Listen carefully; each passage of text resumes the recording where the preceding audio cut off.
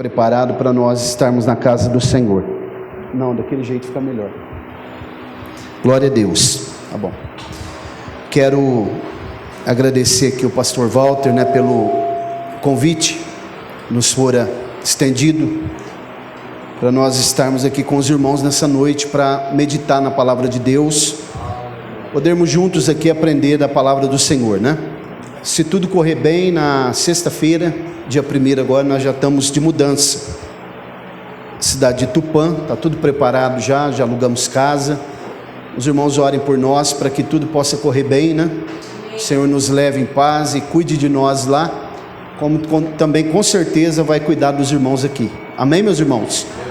Glória a Deus. Bom, sem delongas, quero meditar um pouco aqui com os irmãos numa palavra bem simples e objetiva, conhecido também dos leitores da Bíblia, no Evangelho de Jesus Cristo, segundo escreveu o evangelista Mateus, capítulo 20.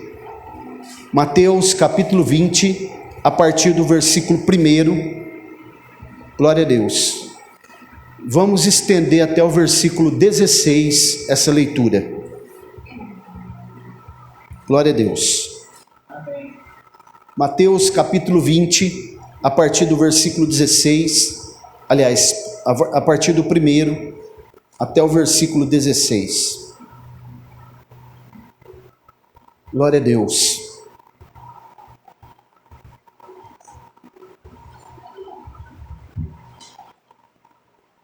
É muito bom quando a igreja preza pelo culto de ensino, Em muitos lugares já não tem mais esse culto de ensino. Está quase igual o mico-leão dourado já, o pastor Walter, está em extinção, Então é imprescindível que a igreja tenha esse culto de ensino.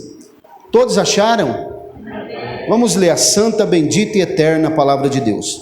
Porque o reino do céu é semelhante a um homem, que é um chefe de família, que saiu de manhã cedo a contratar trabalhadores para a sua vinha, e tendo acordado com os trabalhadores 1 denário por dia, mandou-os para a sua vinha, e saindo perto da hora terceira, viu outros que estavam ociosos no mercado, e disse-lhes: ide vós também para a vinha, e dar-vos-ei o que for justo.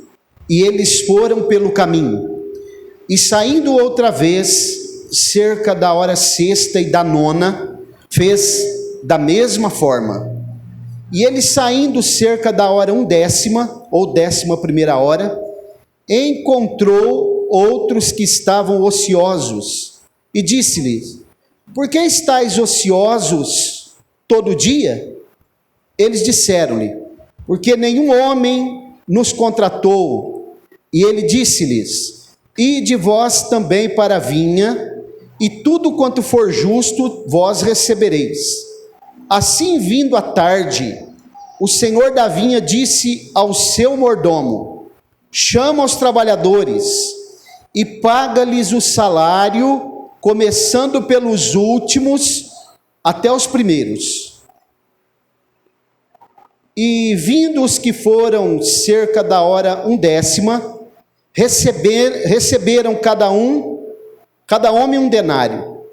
Vindo então os primeiros, eles pensaram que haviam de receber mais, mas do mesmo modo receberam cada homem 1 denário. E recebendo-o, murmuravam contra o dono da casa, dizendo: estes últimos trabalhadores trabalharam 1 hora, e os fizestes iguais a nós, que suportamos o fardo e o calor do dia. Mas ele respondendo, disse a um deles: amigo, eu não te faço injustiça. Tu não combinaste comigo 1 denário? Toma o que é teu e vai pelo caminho. Eu quero dar a este último tanto como a ti. Não me é lícito fazer o que eu quero com o que é meu? Ou é mal ao teu olho porque sou bom? Assim os últimos serão os primeiros, e os primeiros os últimos, porque muitos são chamados, mas poucos escolhidos. Quem pode dizer amém? Amém. Glória a Deus. Pois bem, irmãos, lemos aqui então um texto, nessa noite bem conhecido, né, dos leitores da Bíblia, daqueles que estudam a palavra de Deus, e esse texto aqui, ele é um texto profético. Não obstante, aqui nós encontramos várias conotações, várias aplicações que nós poderíamos fazer para a nossa vida cotidiana, mas eu quero trabalhar aqui dentro de um prisma que Deus colocou no meu coração. Eu quero falar um pouquinho com os irmãos aqui sobre os 5 períodos proféticos. 5 períodos proféticos.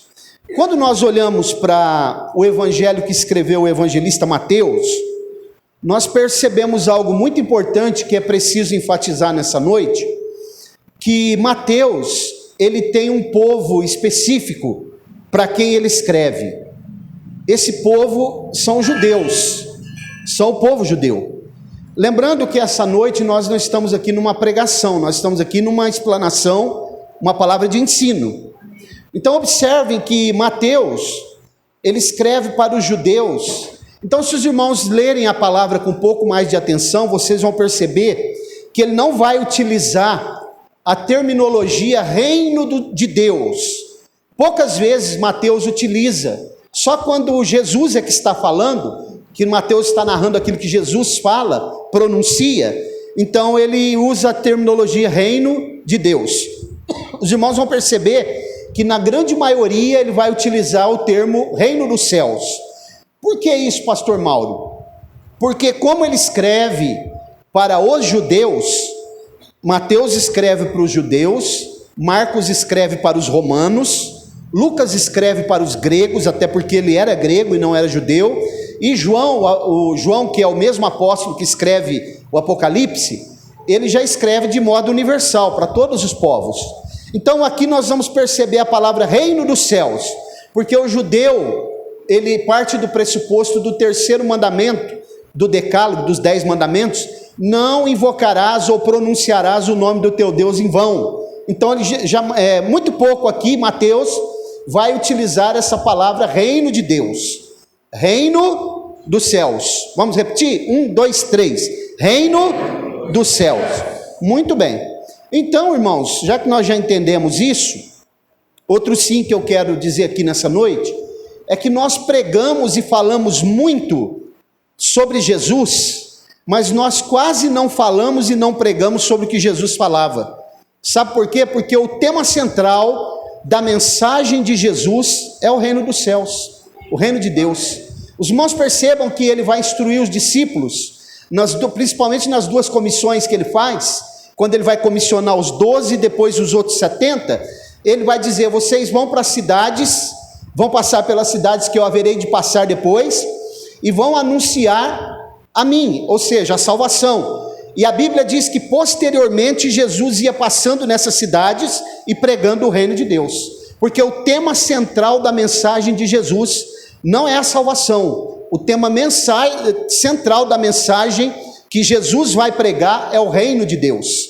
E o reino de Deus, irmãos, ele é muito importante nós sabermos, porque se nós somos cidadãos desse reino, logo nós precisamos observar também as leis desse reino, porque não é razoável que um cristão frequente uma igreja, carregue uma carteirinha de membro, que ele tenha uma carteira de membro e até de obreiro, e ele diz que ele é servo de Deus, que ele faz parte do reino de Deus, que ele professa o nome de Jesus, mas que ele não conheça as leis do reino de Deus e, sobretudo, que ele não pratique aí fora.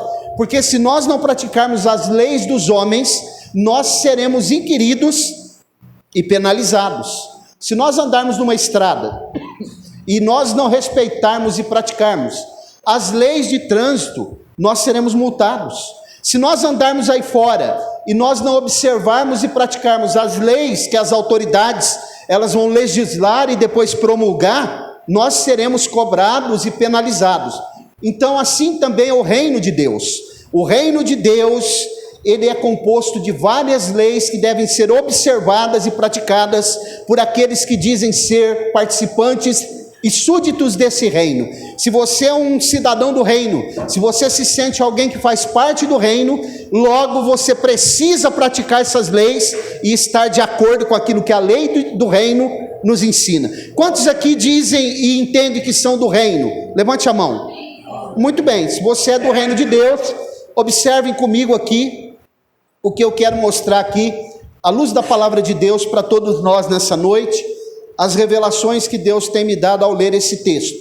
Sendo que nós vamos falar sobre os 5 períodos proféticos da igreja, ou que envolve povos e a igreja, porque a Bíblia, ela parte de um pressuposto, em 1 Coríntios 10:32, ela trata com igreja, judeus e gentios. 1 Coríntios 10:32.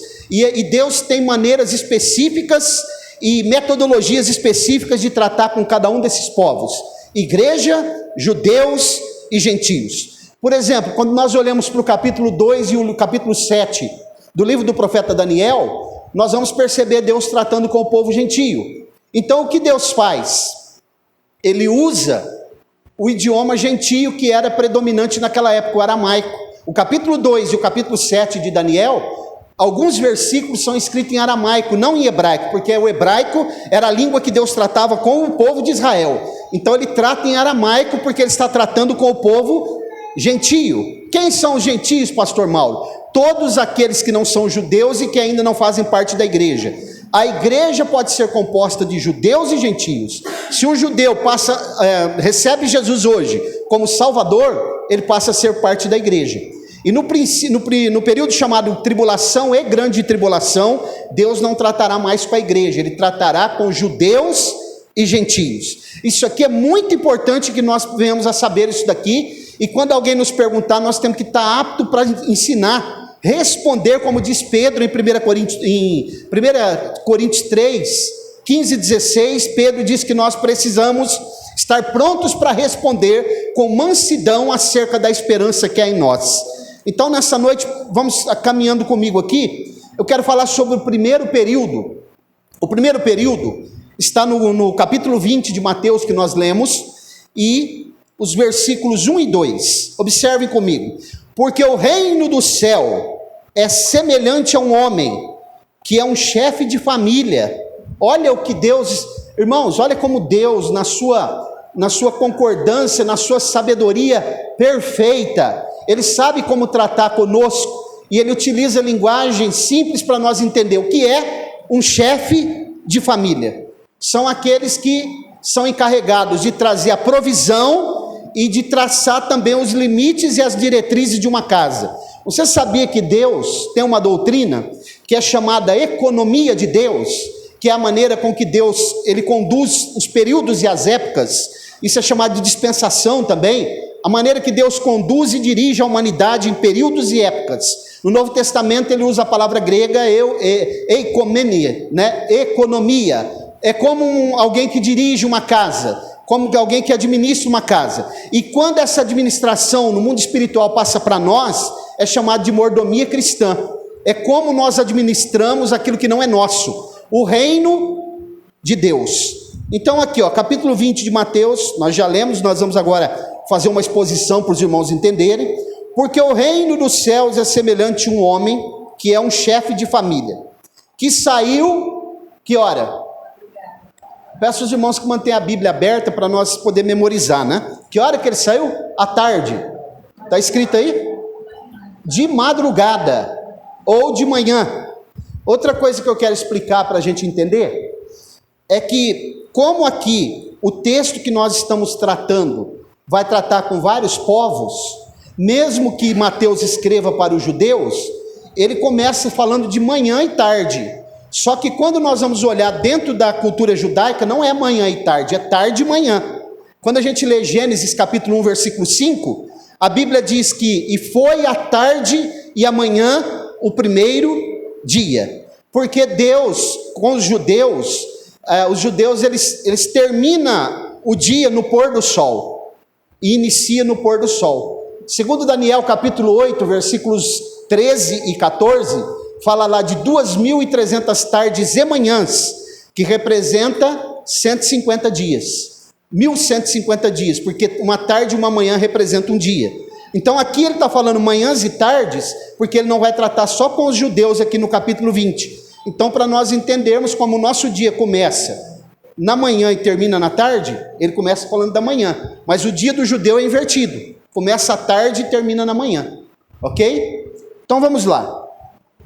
Porque o reino do céu é semelhante a um homem que é um chefe de família que saiu de manhã cedo a contratar trabalhadores para a sua vinha. Isso aqui é outro ponto muito importante. O que é uma vinha? É uma plantação de uvas. Uma plantação de uvas. Quando eu aconselho que você leia em casa o capítulo 5 do livro do profeta Isaías, você vai perceber como que eles faziam uma vinha nesses tempos. Eles pegavam um lugar alto, um lugar como se fosse uma eira alta, e eles edificavam uma torre, construíam um lagar, que era um tanque onde eles pisavam a uva, e eles colocavam uma sebe, que é uma cerca viva, para cercar aquele lugar dos animais. A sebe na Bíblia, no campo espiritual, tipifica os anjos, que acampa ao redor da casa daqueles que temem a Deus e livra o servo de Deus do perigo. Isso é a sebe, a cerca viva. Indo aqui para Monte Azul mesmo, tem uma cerca viva dos dois lados. Isso é uma sebe. Na Bíblia tipifica os anjos. Eles faziam isso ao construir uma vinha. Por que está usando a metáfora da vinha? Porque em João capítulo 15, Jesus vai se identificar como a videira verdadeira. E Jesus está dizendo, de mim sai vida, porque a única bebida viva que existe é o vinho. Vocês sabiam, irmãos, que não há outra bebida viva, é só o vinho? Se você pegar qualquer bebida destilada, qualquer uma delas ela é morta, mas o vinho é vivo, porque as bactérias vão se proliferando e ele vai ficando, quanto mais velho, segundo os especialistas, fica melhor, porque ele vai fermentando, é a bebida viva, por isso chama vinho. E Jesus em João 15, ele diz, eu sou a videira verdadeira. Sabe por que ele usa essa palavra verdadeira em João 15? Porque em Apocalipse 14 tem uma videira falsa, que é o anticristo. Como ele tenta imitar Jesus em tudo, ele se apresenta em Apocalipse 14 como vinha ou videira da terra. Então a vinha na Bíblia é extremamente importante. Nós fazemos parte da lavoura de Deus, da vinha de Deus. Nós cuidamos daquilo que não é nosso. Nós precisaremos prestar conta diante dele. Nós estamos cuidando da lavoura de Deus. A igreja tipifica, isso aqui tipifica a igreja, a lavoura de Deus, a plantação de Deus. Nós somos cuidados por ele. Por isso que em Cantares ele diz assim, apanhai-me as raposas e as raposinhas que devastam a vinha do Senhor. Você faz parte da vinha de Deus? Amém. Pois bem, versículo 2, Mateus capítulo 20. Tendo acordado com os trabalhadores, fez um acordo, né? Por 1 denário por dia, mandou-os para a sua vinha. 1 denário, irmãos, aqui, que é uma moeda romana, quando a gente lê o que Lucas fala, ele fala dracma, que é uma moeda grega. Aqui é uma moeda romana. Mesmo que ele está tratando aqui com os judeus, mas ele está utilizando o dinheiro, que é uma moeda romana, porque o Império Romano predominava aqui. Porque Deus trabalha, irmãos, no mundo espiritual, mas ele respeita o mundo dos homens. Lembra quando perguntaram para Jesus, é lícito pagar tributo a César? Imposto? E aí ele disse, me dá uma moeda aqui. Deram uma moeda para ele. E ele perguntou, de quem é essa esfinge, esse rosto? E eles disseram, esse rosto é de César. Ele disse, então dai a Deus o que é de Deus e a César o que é de César. Crente tem que pagar imposto. Crente tem que andar de acordo com as leis dos homens. Crente não pode burlar a Receita Federal. Crente não pode enrolar as pessoas quando vai fazer negócio. Crente não pode fazer negócios ilícitos, porque o dono do reino está olhando para nós. Ele está nos esquadrinhando. Ele está olhando e esquadrinhando o meu e o teu coração nessa noite. Aonde estiver um crente fiel, Deus está olhando e está nos conhecendo, porque nada passa aos seus olhos. Observem, que hora foi que ele saiu a contratar trabalhadores? De madrugada. Essa palavra madrugada, você pode anotar, você que está escrevendo, isso aqui é o período, a hora aqui é um tempo, representa um tempo. É o período dos profetas.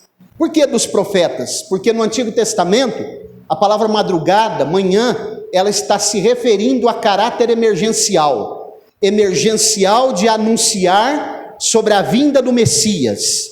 Os profetas anunciaram a vinda do Messias, a Torá, a lei de Deus, o Pentateuco, os 5 livros, os primeiros livros, também anuncia a chegada do Mashiach, né, que eles falam, o Messias, que é chamado de Christos, ungido no Novo Testamento, porque o profeta Isaías é chamado profeta messiânico, porque ele é o profeta que mais vaticinou, mais falou a respeito de Jesus.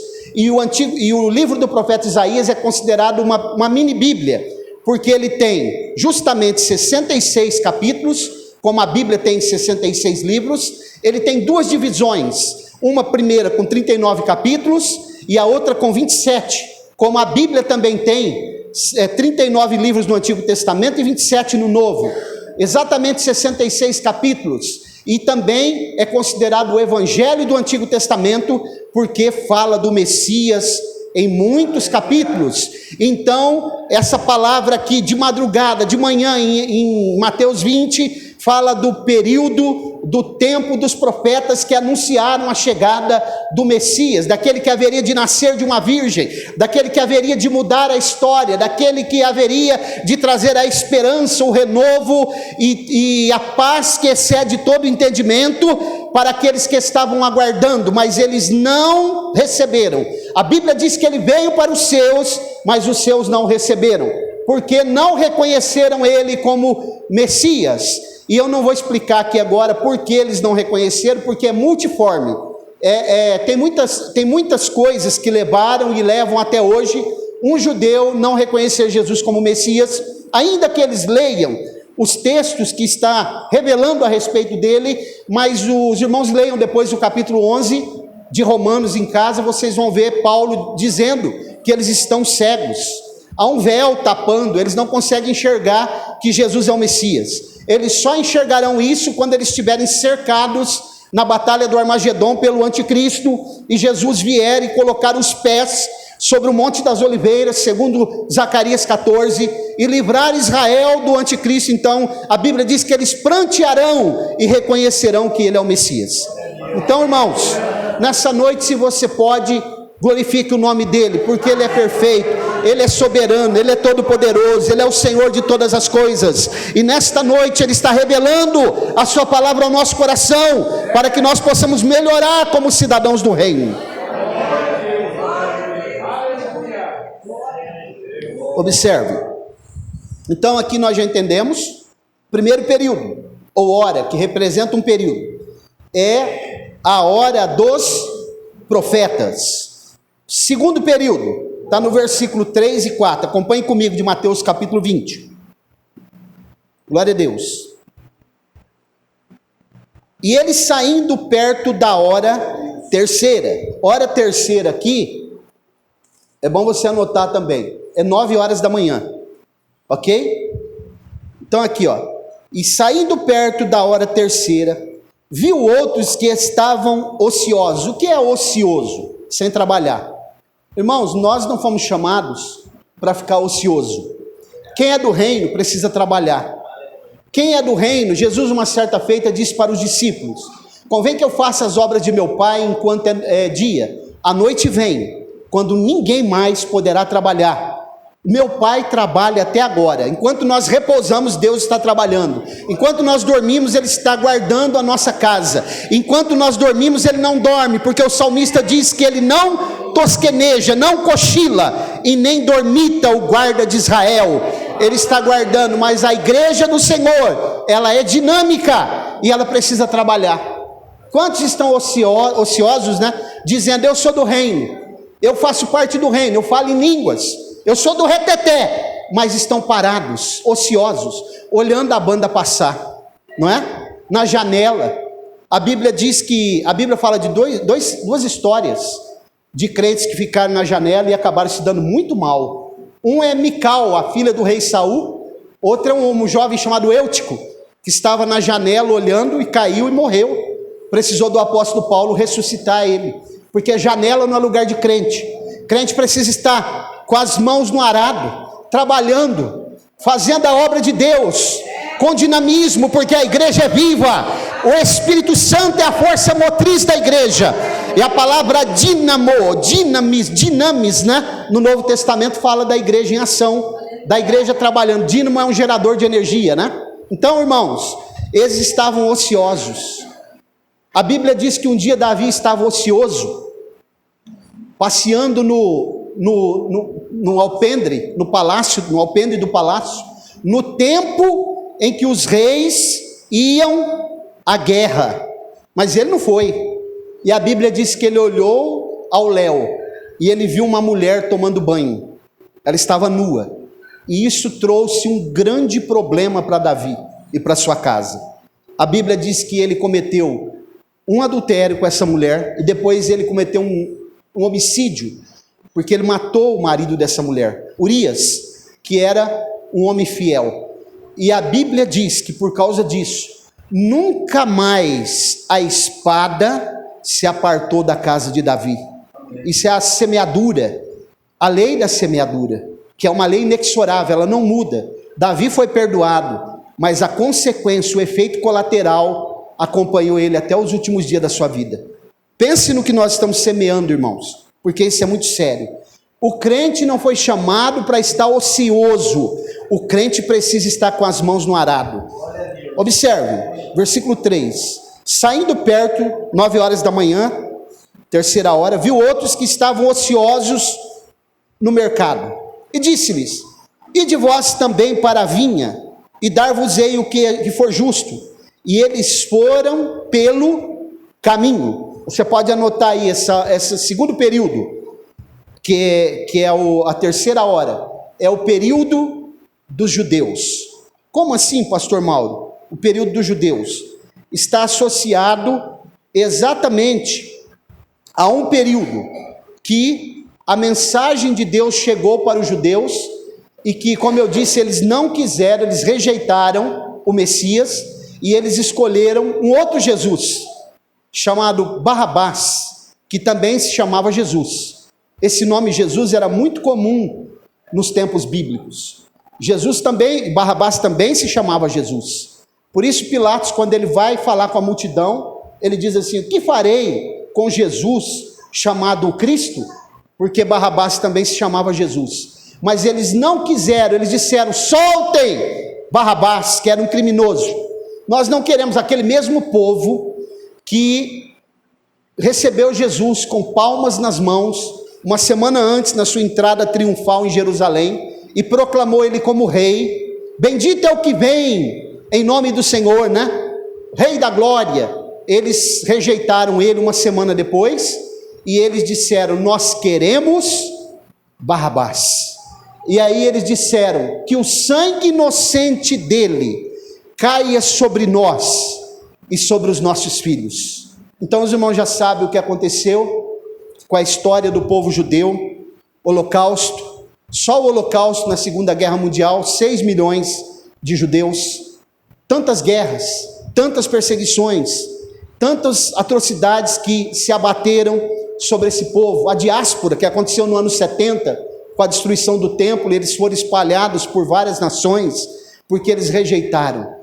Então essa terceira hora representa a hora dos judeus, a hora do povo que ouviu a mensagem dos profetas, ouviu a palavra, ouviu que chegaria o Messias, ouviu que ele nasceria em Belém, ouviram que ele entraria em Jerusalém montado em um jumentinho, filho de uma jumenta, mas assim mesmo, eles rejeitaram aquele que veio para transformar a sua vida, para trazer uma nova perspectiva, uma nova esperança, uma nova direção, trazer o reino de Deus, mostrar o caminho, mostrar a luz, mostrar o caminho mais excelente, aquilo que eles não poderiam enxergar através da lei de Moisés, aquilo que eles não poderiam participar através da lei de Moisés, aquilo que eles não tinham acesso ao templo, mas com a chegada dele, ele prometeu que esse acesso aconteceria, e a Bíblia diz que quando ele morreu, o véu do templo que separava o santo do santíssimo rasgou-se de cima embaixo. Então esse período aqui é o período dos judeus. Nós encontramos um terceiro período, está no versículo 5, acompanhe comigo, um terceiro e um quarto período estão associados. No versículo 5 diz assim: eles saindo outra vez cerca da hora sexta, meio-dia, e da hora nona, 15 horas da tarde, fez da mesma forma. Perceberam? Que ele nunca deixa de sair procurando, contratando os trabalhadores. A seara é muito grande, mas poucos são os trabalhadores. Ele saiu, aqui está associado no mesmo versículo. Por que está associado? Porque aqui fala de dois períodos. Aqui fala do período dos gentios, mas também fala do período dos samaritanos. Porque os samaritanos não se coadunavam, não tinha comunhão com o povo de Israel. Eles ficavam no norte, enquanto o povo de Judá ficava no sul. E eles congregavam no Monte Gerizim, onde tinha um templo. E os judeus congregavam no monte, lá em Jerusalém, no Monte do Templo. Eles não se misturavam, porque os samaritanos eram judeus misturados com outras raças, com os assírios. Era um povo miscigenado, julgo desigual. Então os judeus não reconheciam eles como o povo de Deus. E aqui Jesus está tratando com os gentios e também com os samaritanos. Que hora foi, irmãos, na sua Bíblia está escrito que Jesus foi encontrar com a mulher samaritana? Que hora? Leia na sua Bíblia aí, por favor. Vamos ler. Ao meio. E que hora que nós lemos aqui em Mateus 20, versículo 5? Eles saindo outra vez, a hora sexta, meio-dia, e a hora nona, 15 horas. 15 horas a hora dos gentios. Hora sexta, hora dos samaritanos. Como é que diz lá em João 4? Vamos ler? João capítulo 4. Vamos dar uma olhada nesse texto. Glória a Deus. Acho que é o versículo 6. Dá uma olhada se é o 6. E estava ali a fonte de Jacó. Jesus, pois cansado no caminho, assentou-se assim junto da fonte. Era isso quase a sexta hora. Perceberam? Quase meio-dia. Até que a mulher chegou onde ele estava, meio-dia. Hora sexta. A hora dos samaritanos. Ele se encontra com aquela mulher e ele muda a história da vida daquela mulher. Então aqui, irmãos, Jesus, ele está pronto para mudar a vida de qualquer pessoa. Desde que essa pessoa queira ser mudada. Desde que essa pessoa queira ser transformada. O evangelho, as boas novas, a notícia alvissareira, ela tem, essa palavra ela é poderosa. Ela não é o evangelho não é uma filosofia. O evangelho não é uma religião. O evangelho não é um periódico de um jornal ou de uma revista. O evangelho não é o pensamento dos homens. O evangelho é a palavra de Deus, transformadora. Se você quer ser transformado, ainda não se sente transformado, que nesta noite o evangelho ache guarida no teu coração e você seja transformado como a mulher samaritana.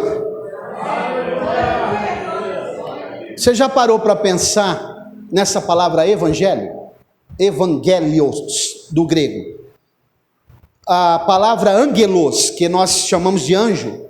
O que é um anjo? É um mensageiro. É alguém que traz uma notícia. A palavra evangelios, ela tem a raiz na palavra, a palavra anjo tem a raiz na palavra evangelho. Notícia alvissareira.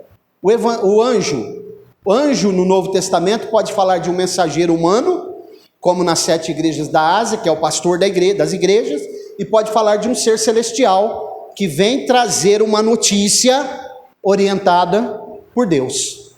Então, irmãos, percebam como a palavra de Deus ela é perfeita, ela é pura, ela é eficaz, ela é eficiente, ela é insofismável. A palavra de Deus tem tudo o que nós precisamos para uma vida feliz, para sermos cidadãos do reino. Glória a Deus. Se você não se sente um cidadão do reino, procure olhar para as leis do reino. e estude sobre esse assunto, as leis do reino. Peça para Deus revelar esse assunto no teu coração. Quando você estiver aí fora diante dos homens, não se esqueça que você é um cidadão do reino. Faça os teus negócios segundo o que as leis desse reino te indicam, e Deus colocará mãos nos teus negócios. Quando eu faço qualquer negócio, me esquecendo que eu sou um cidadão do reino, Deus tira sua mão. E é por isso que muitos cristãos estão embaraçados com as coisas desse mundo aí fora. Estão embaraçados com as coisas da política. Estão embaraçados com as coisas que os homens estão colocando, os manjares que os homens colocam, porque eles se esqueceram das leis do reino. Eu sempre gosto de ensinar que o reino de Deus, pastor Walter, ele está invertido. Ele está de ponta cabeça. É uma pirâmide invertida. Porque aí fora, no mundo dos homens, para eu ganhar, eu preciso ganhar mesmo. Para eu ser vencedor, eu preciso ser vencedor. Mas no reino de Deus, eu preciso perder para ganhar. No mundo dos homens, eu preciso, às vezes, eu preciso ser... Quando o mundo dos homens diz assim, alto, o reino de Deus diz baixo. Quando o reino aí fora dos homens diz assim, precisa ser poderoso, o reino de Deus diz humildade.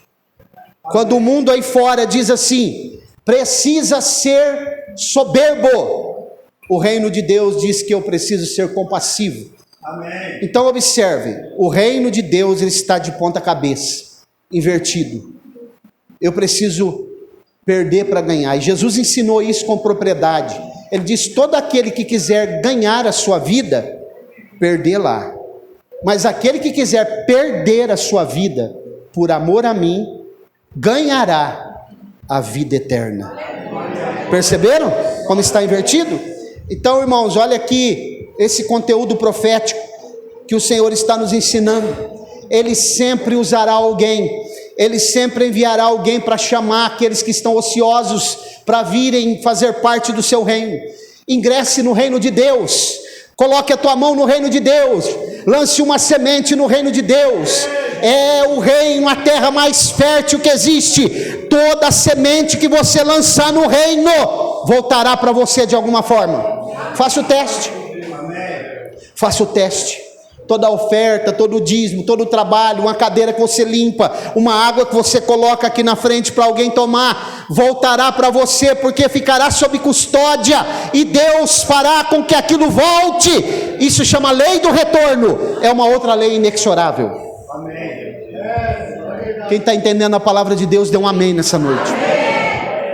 Observe, o quinto período está no versículo 6 e 7 de Mateus capítulo 20.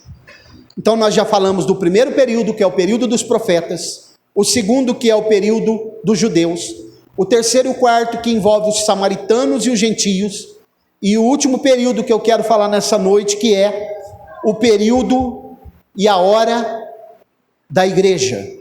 O período e a hora da igreja. Esse período da igreja iniciou-se quando Jesus deu o brado na cruz, que ele diz, tudo está consumado. Quando a gente lê Mateus 16, a gente percebe que Jesus vai lançar os fundamentos da igreja. Quando ele diz assim, tu és Pedro, sobre esta pedra, que não é Pedro, a pedra é Jesus, edificarei a minha igreja, e as portas do inferno não prevalecerão contra ela. Aqui ele lança os fundamentos. Na cruz, quando ele dá o brado, a igreja, ela nasce, não em Atos capítulo 2, na cruz, quando aquele soldado introduz aquela lança do lado direito de Jesus, e a Bíblia diz que vai verter água e sangue. Água tipifica a vida divina, a palavra de Deus, e o sangue tipifica a vida humana. Quando Paulo diz em Efésios 6 que a nossa luta não é contra a carne nem contra o sangue, ele está dizendo, não é contra a vida humana. A nossa briga, a nossa luta não é contra a vida humana, mas contra as hostes espirituais da maldade, acampadas no espaço, nas regiões celestiais. Quando aquele soldado introduz a lança em Jesus, ele já tinha morrido, sai água e sangue, ali nasce a igreja. Porque observe o que eu vou falar aqui, ó. A igreja era o mistério oculto que estava dentro de Cristo. É só ler a carta aos Efésios, a partir do capítulo 1 até o 6, E no capítulo 5, versículo 32, Paulo vai dizer: grande é este mistério, mas eu me refiro a Cristo e à igreja. Então a palavra mistério em Efésios significa a igreja, tipifica a igreja. Então, como Cristo, a igreja estava dentro de Cristo, assim como Cristo é o mistério que estava dentro do Pai, antes dele vir aqui, também a mulher é o mistério que estava dentro do homem. Interessante, né? E da onde foi que a mulher foi tirada? Do lado do homem. Como também a igreja foi tirada do lado de Jesus. Então isso aqui é muito profundo, muito sério. Cristo, o mistério oculto dentro do Pai. A igreja, o mistério oculto dentro de Cristo. E a mulher, o mistério oculto dentro do homem. Perceberam? Nós nascemos da mulher, mas a mulher nasceu do homem. Interessante, né? Você pode dar um glória? Então aqui, irmãos, o período da igreja, versículos 6 e 7, diz assim, ó: e ele saindo cerca da hora 1/10, você sabe qual é a hora 1/10? Qual? 11ª hora. Qual é? Não é 11 horas, é 5 horas, porque o pôr do sol aqui é que está contando. Então 6 horas o pôr do sol, aqui é a última hora. Como é que João diz em João, na primeira carta, capítulo 2, versículo 18, filhinhos, é já a última hora. Aqui é 5 horas da tarde, 17 horas, porque está chegando o pôr do sol, está chegando a hora do acerto de contas, está chegando a hora do dono da vinha chamar os trabalhadores e dizer para eles: agora chegou o momento do acerto de contas. Isso aqui fala de salvação e fala de galardões, prêmios que nós receberemos por fazer a obra de Deus. Se eu fizer a obra de Deus querendo agradar o pastor, ou agradar alguém, ou me aparecer, esqueça, o galardão não virá na minha mão. Mas se eu sou um trabalhador dedicado, assíduo, e se eu venho para a igreja adorar e bendizer o nome daquele que é dono da vinha, o meu galardão está nas mãos dele. Qual a diferença, pastor Mauro, de salvação e galardão? Você sabia que pessoas vão ser salvas, mas não vão receber prêmio, galardão? Esse é o problema. Vamos imaginar uma festa. O senhor já foi, irmão Marco, numa festa de casamento? Já, né? Imagine uma festa de casamento. Tem a parte cerimonial, casou, depois a noiva vai tirar foto, e aí a noiva os convidados vão para um recinto, né, Danilo? E estão aguardando a noiva e o noivo. Quando o noivo chega, é o momento de servir a recepção, a parte social. E nesse momento, eu estou fazendo hipoteticamente aqui uma metáfora. E de repente o noivo vai nas mesas. E ele chega na mesa e diz assim: vocês vieram para o casamento, eu vou dar um prêmio agora para aqueles que estão nas mesas. E ele passa na mesa do irmão presbítero Emezone e dá R$500. Aí o irmão: nossa, ganhei R$500. Estou falando de prêmio, de galardões. Passa na mesa da irmã Ana Luísa, e ali ele dá R$1.000. Vai na mesa da irmã, esposa do pastor, R$2.000. Passa na mesa do outro irmão, R$100, porque os galardões terão diferentes. E aí ele vai passando, por exemplo, na minha mesa ele passa direto, não me dá nada. Eu estou na festa, eu fui salvo, mas eu não recebi o prêmio, faltou alguma coisa. Eu fiz alguma coisa que não o agradou. Eu fiz alguma coisa que não foi de acordo com as diretrizes dele, com a metodologia dele, porque a obra é dele. É ele que dita as normas.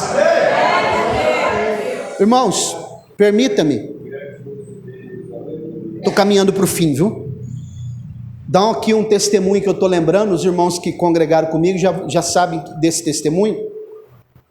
Certo pastor que eu tenho muita amizade, que é pastor lá em Fernandópolis hoje, há tempos que eu não o vejo, mas sempre que eu vejo tenho oportunidade de conversar com ele. Um dia ele me contou uma história interessante. Ele era presbítero lá num setor, lá em São Paulo. Antes de ser pastor, ele auxiliava o pastor lá. E ele conta, pastor Walter, que tinha um irmão que ficava na porta, e aquele irmão levava água para o pastor. Como os irmãos fizeram comigo aqui, ó. Que quem está falando aqui precisa tomar água, né? Vai secando. E aquele irmão sempre levava água, sempre levava. E um dia o pastor viajou e deixou esse que é pastor em Fernandópolis hoje, que ainda era presbítero, você vai ficar aqui hoje, Elias, ele chama Elias, você vai dirigir o culto. E ele ficou lá. E era um dia muito frio lá em São Paulo. E ele ficou esperando aquele irmão trazer água para ele. E o irmão nunca trazia água. E ele ficou pensando, meu Deus, mas eu já estou aqui, não estou aguentando nem falar mais, e a água não vem. E aquele irmão não levou a água. E quando terminou o culto, o irmão Elias, que hoje é o pastor Elias, foi até aquele irmão e disse, irmão, por que o senhor não trouxe água para mim? Ele disse assim, não, porque não precisa, hoje está frio. Perceberam? Ele estava levando água há muito tempo, mas ele não sabia por que ele estava fazendo aquilo.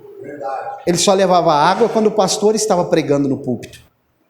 Por que ele estava fazendo isso, irmão? Porque entendia ele que ele precisava levar água apenas para o pastor, mas aquele que ficava representando o pastor, para ele não tinha nenhuma representatividade. Vamos fazer a obra de Deus segundo as diretrizes dele. O reino é dele, a obra é dele, a igreja é dele, o povo é dele, a palavra é dele, é ele que dá a direção, é ele que revela, é ele que dá as diretrizes para que o trabalho possa ser feito com excelência, é ele que dá as ferramentas, nós somos apenas mordomo que cuidamos daquilo que não é nosso. Glória a Deus. Observe, estou terminando. Esse quinto período é o período da igreja, o período em que a igreja está aguardando a vinda de Jesus. Eu pergunto para todos nós aqui, quem de nós ainda está aguardando a vinda de Jesus?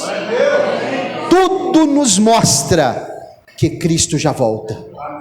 Jesus está voltando para buscar um povo especial, zeloso e de boas obras. Um povo que faz parte do reino, um povo que conhece as leis do reino, um povo que pratica as leis do reino, um povo que não negocia as leis do reino, um povo que se sente súdito deste reino, um povo que magnifica, adora e honra o Rei dos Reis e Senhor dos Senhores. Você faz parte desse povo? As pessoas olham para você aí fora e dizem, esse homem, essa mulher é do reino, ele é diferente, ele tem algo nele, alguma coisa nele me chama atenção, alguma coisa nele reflete o rei, o dono do reino, alguma coisa nele reflete o brilho de Jesus Cristo, o Rei dos Reis. Você sabe por que Jesus lá em Apocalipse 19, ele tem na manta e na sua coxa escrito Rei dos Reis e Senhor dos Senhores? Porque Rei dos Reis é rei sobre outros reis, Senhor dos Senhores é Senhor sobre outros senhores, o nome que é sobre todo nome, que um dia todo joelho se dobrará e confessará que Ele é o Senhor. Olha que coisa interessante, se você ler o capítulo 6 de Apocalipse, você vai perceber que tem um personagem montado num cavalo branco, no capítulo 6, foi-lhe dado uma coroa, e saiu vencendo e para vencer. A palavra coroa no capítulo 6 é a palavra Stephanos, que é uma coroa de um suposto vencedor. Mas no capítulo 19 de Apocalipse tem um outro personagem montado num cavalo branco, que é Jesus. Só que ele não tem uma coroa só, ele tem muitos diademas. A palavra diadema é a coroa que só se entrega para os reis. Que interessante, né? Porque aquele do capítulo 6... ele é o anticristo, ele é falso. No capítulo 19 está escrito, o seu nome é fiel e verdadeiro, ele tem uma espada na sua mão. O do capítulo 6 diz que ele tem um arco, mas não tem flecha. Ele saiu vencendo e para vencer, só que ele não vai vencer, porque a sua arma não tem munição. Tem arco, mas não tem flecha. Saiu vencendo e para vencer. Quando eu olho para o Salmo 46, a Bíblia diz assim, que o Senhor, Ele quebra o arco e corta a lança, Ele queima os carros no fogo. Aquietai-vos e sabei que eu sou Deus, o Todo-Poderoso, o Senhor dos Exércitos, aquele que não perde, aquele que não pode ser enganado pelos homens, aquele que não pode ser ludibriado, aquele que não precisa frequentar reuniões para resolver. Ele bate na mesa da decisão e as coisas acontecem. Ele é o Senhor do reino. Você reconhece Ele como teu Senhor?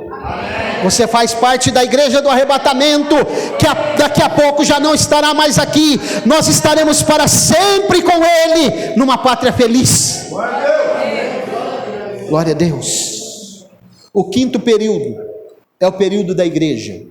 A igreja fiel, a igreja triunfante, a igreja queimada pelo sol da justiça, a igreja que é a noiva fiel, que será recebida. Você sabe o que significa a palavra casamento?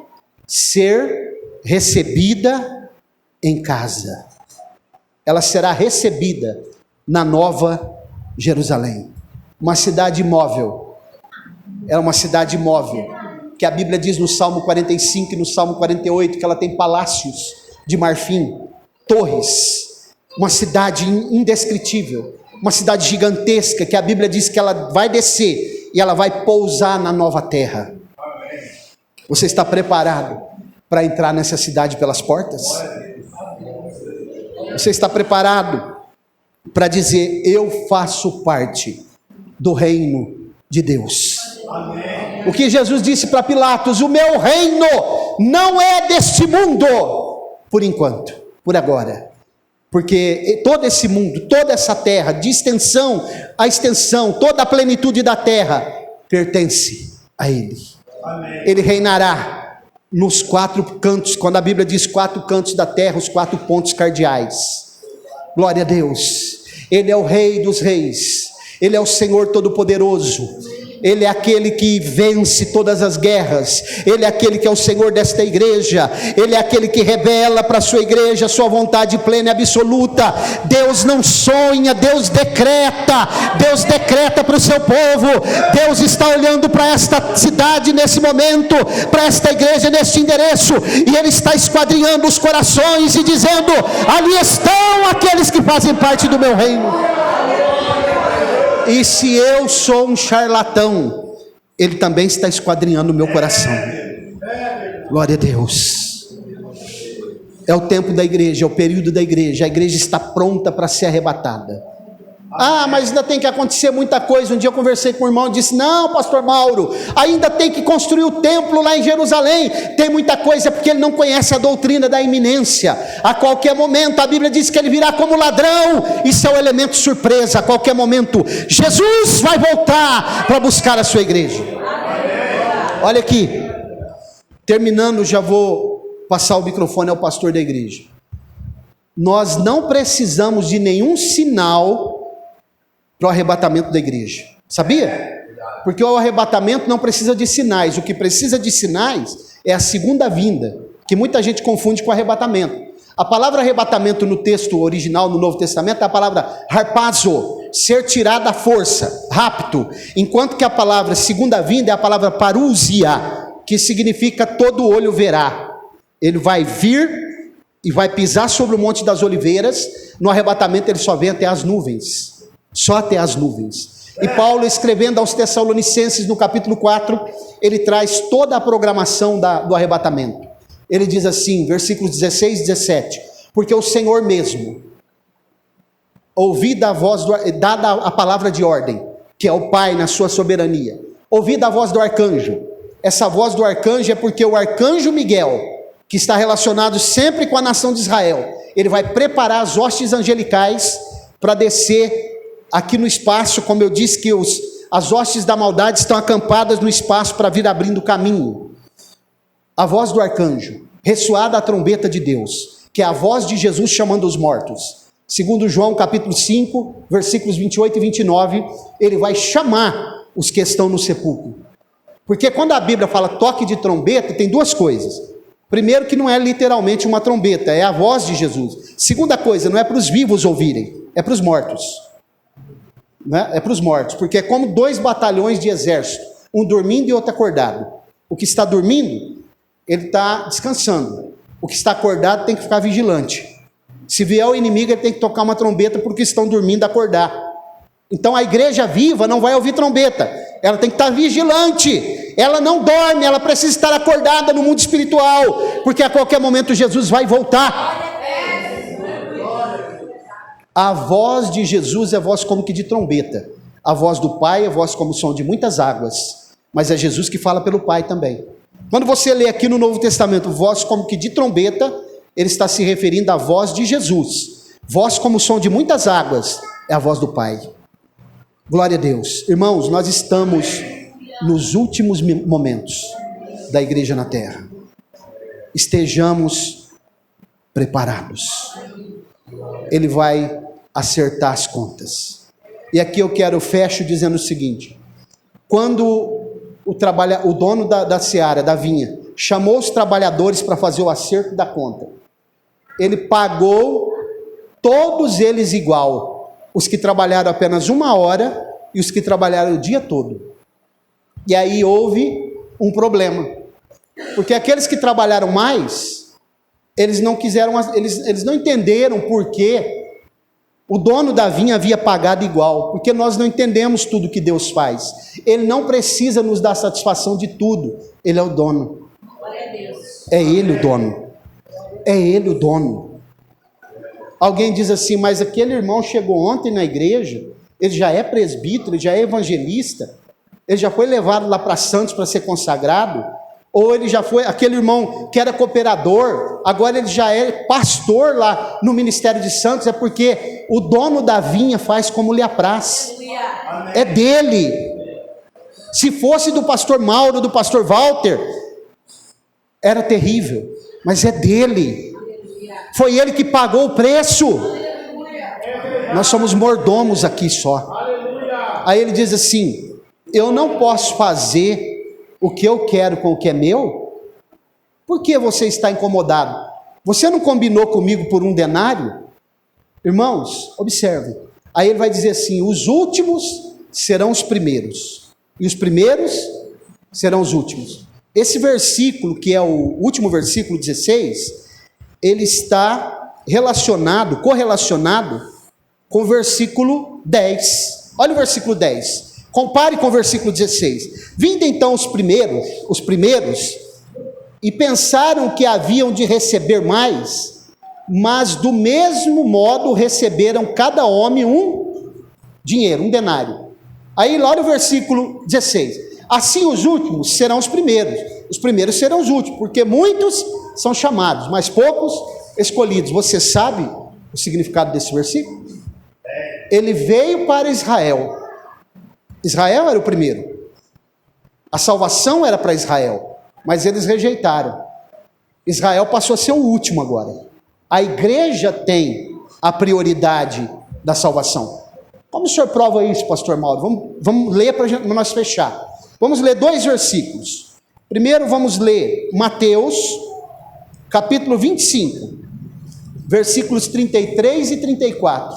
Alguém lê em voz alta, por favor.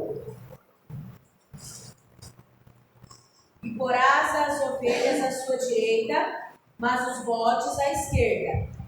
Então dirá o rei aos que estiverem à sua direita: vinde, benditos de meu Pai, possuí por herança o reino que vos está preparado desde a fundação do mundo. Porque tive fome e deste-me de comer, tive sede e deste-me de beber, era estrangeiro e hospedaste-me. Tá bom até aí, Ana. Vinde, bendito de meu Pai, possuí por herança o reino que vos está preparado desde a fundação do mundo.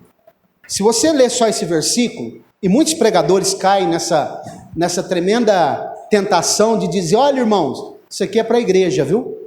Mas isso aqui não é um texto para a igreja.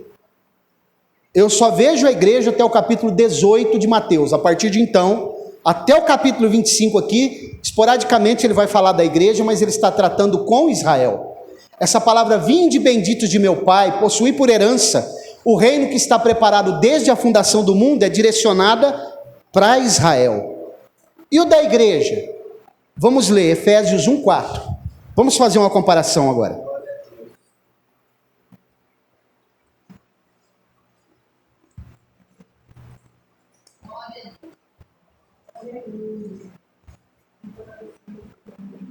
Como também nos elegeu nele antes da fundação do mundo, para que possamos santos e irrepreensíveis diante dele em amor. Com quem Paulo está falando? Com a igreja que estava em Éfeso. Nos elegeu nele. Quando? Antes da fundação do mundo. Perceberam? Como a igreja é antes de Israel? Israel, desde a fundação do mundo. Igreja, antes. Mas pastor Mauro, como aconteceu isso? Porque eles rejeitaram Jesus quando ele veio. Porque Deus, na sua presciência, que é um atributo inerente à sua onisciência, ele sabe antecipado. Ele já sabia que eles rejeitariam Jesus. Então ele dá o reino para a igreja antes. Como assim? Vou ilustrar e vou, com a permissão do pastor, posso orar, pastor? Observe, eu cheguei aqui desde que o culto começou. Já tinha começado. Estou ilustrando. O irmão Antônio, né? Antônio, José, Francisco, chegou antes que o culto começasse. Quem está primeiro? Ele. Por isso que a igreja é antes. Os últimos serão os primeiros. Os primeiros serão os últimos. Como Israel rejeitou Jesus, a igreja passou a ter a prioridade. E a igreja não passará pela grande tribulação. Mas Israel será aprimorado no período da grande tribulação. Quem tem ouvidos para ouvir, ouça. Guarde essa palavra no teu coração. Quero orar com você com a permissão do pastor. Por favor, se coloque de pé. Soberano e eterno Deus, no nome do teu amado Filho Jesus, te agradeço por essa noite, pela tua palavra, pelo privilégio, Senhor, de falar a tua palavra aqui nesse lugar. Que o Senhor continue abençoando esta igreja, esse ministério, pastor Walter, corpo de obreiros dessa igreja, todos os irmãos que estão cooperando, a congregação que está ali na avenida, Senhor. Que o Senhor continue sustentando esses irmãos, dando direção e graça para eles. E que eles sigam caminhando, fazendo a tua obra, como verdadeiros cidadãos do reino. Porque a igreja é tua, o povo é teu. Prepara-nos, Senhor, para o momento do encontro com o Senhor. Fica conosco em nome de Jesus. Amém. Irmãos, Deus